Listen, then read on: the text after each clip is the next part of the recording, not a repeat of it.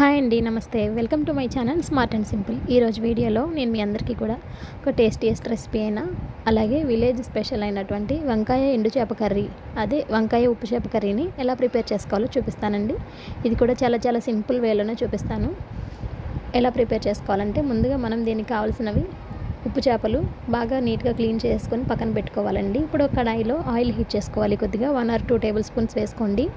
ఉప్పు చేపలని కడుక్కొని ముక్కలు చేసుకున్న తర్వాత ఇలాగా ఆయిల్లో కొద్దిసేపు ఫ్రై చేసుకోవాలి. బాగా ఎక్కువసేపు అక్కర్లేదు, జస్ట్ 1 or 2 minutes కొంచెం ముక్క గట్టిపడేంత వరకు ఉంచితే సరిపోతుందన్నమాట.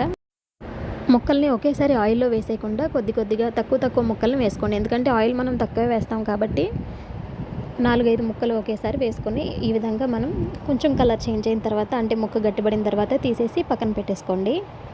ఆ తర్వాత ఇదే ఆయిల్లో ఇంకొంచెం ఆయిల్ యాడ్ చేసుకొని దీనిలో కొద్దిగా వెల్లుల్లిపాయలు వేసుకోండి, అలాగే జీలకర్ర కూడా వేసుకోండి.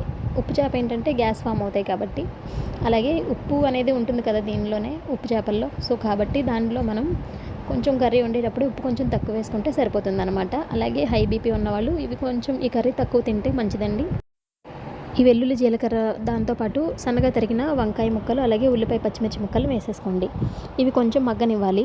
మగ్గిన తర్వాత మనం దీనిలో సన్నగా తరిగి పెట్టుకున్న టొమాటో ముక్కల్ని వేసుకోవాలి. ఒక మీడియం సైజ్ టొమాటో అయితే సరిపోతుంది. దాంతోపాటు కరివేపాకు కూడా వేసుకొని ముక్కల్ని బాగా మెత్తగా మగ్గనివ్వాలి. ఉప్పు కొంచెం తక్కువే వేసుకోండి. సో దీంతోపాటు ఒక చిటికెడు పసుపు కూడా వేసుకుని బాగా మగ్గనివ్వాలండి ముక్కలన్నిటిని కూడా. ఈ విధంగా మగ్గితే సరిపోతుంది. ఇప్పుడు మనం ఒక నిమ్మకాయంత సైజులో చింతపండు తీసుకోవాలి. మనం కర్రీ క్వాంటిటీని బట్టి చింతపండు లెవెల్ అనేది పెంచుకుంటే సరిపోతుంది. సో ఈ విధంగా కలుపుకున్న తర్వాత బాగా మగ్గిపోతాయి కదండి, దీనిలో మనం ఉప్పు చేప ముక్కల్ని వేసేసుకోవాలి.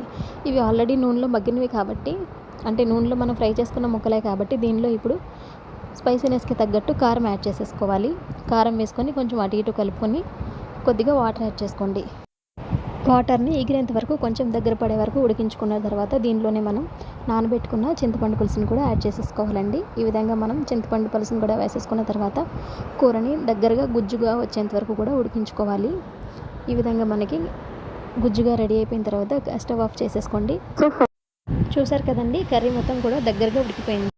వంకాయ ఎండు చేప కర్రీ చాలా టేస్టీగా ఉంటుంది. మీరు కూడా తప్పకుండా ట్రై చేయండి. మన ఛానల్ ఎవరైతే ఫస్ట్ టైం చూస్తున్నారో దయచేసి ఛానల్ని సబ్స్క్రైబ్ చేసుకోండి.